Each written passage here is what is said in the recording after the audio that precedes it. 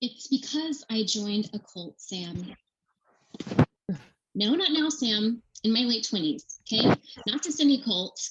When I was living in California, and at the time, everybody was in a cult. It's a rite of passage. I mean, if you haven't been in a cult while living in California, have you even lived there?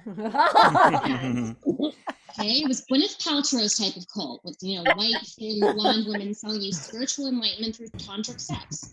One of the activities we did was this thing called a makeout. Okay, a makeout was time, physical intimacy with a person. So, for example, if someone asks you if you like make out, that could translate to I'm going to fuck you, but with an alarm that will ring at the end of the agreed amount of time.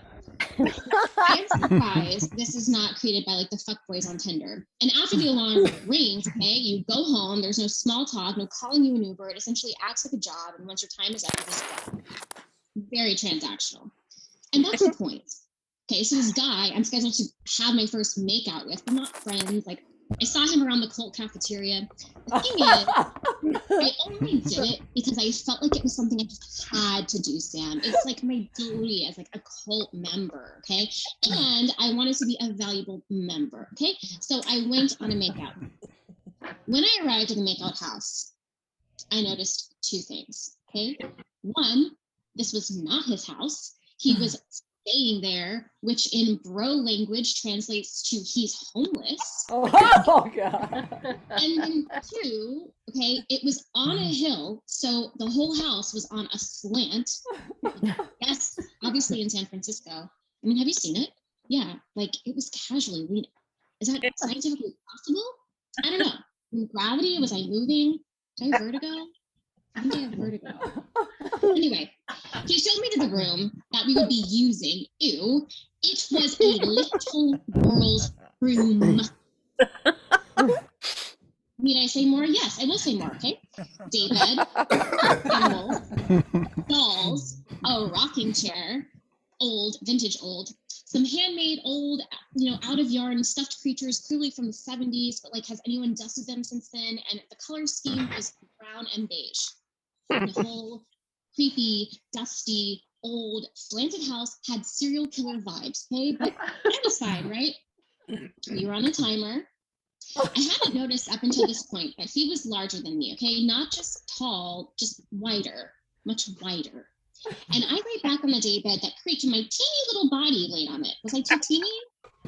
Did he crush me? No. And as soon as he piled on top of me, I just couldn't breathe very well, Sam. I know yoga breath, but I was actually scared of being harmed. Like, let me just say that I am body conscious, okay? I am not body shaming, okay? I am ED recovered and all, but like actually hurting my very delicate ribcage. Do I yell for help? Thank God he came after 2 minutes. It was the worst sex of my life. Up until this point, I actually had been good sex. Okay, not saying that great sex are life-altering, but good.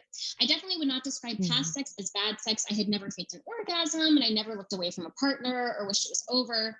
Okay, there was that one time with that guy with a very small, and it was just, well, different, but I wouldn't label it bad.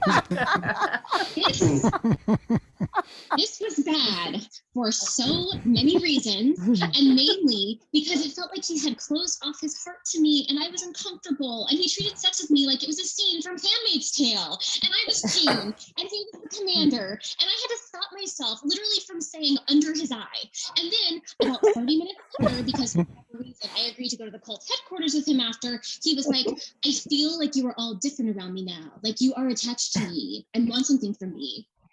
The audacity. Where did men find it? It's like, yeah, you know what?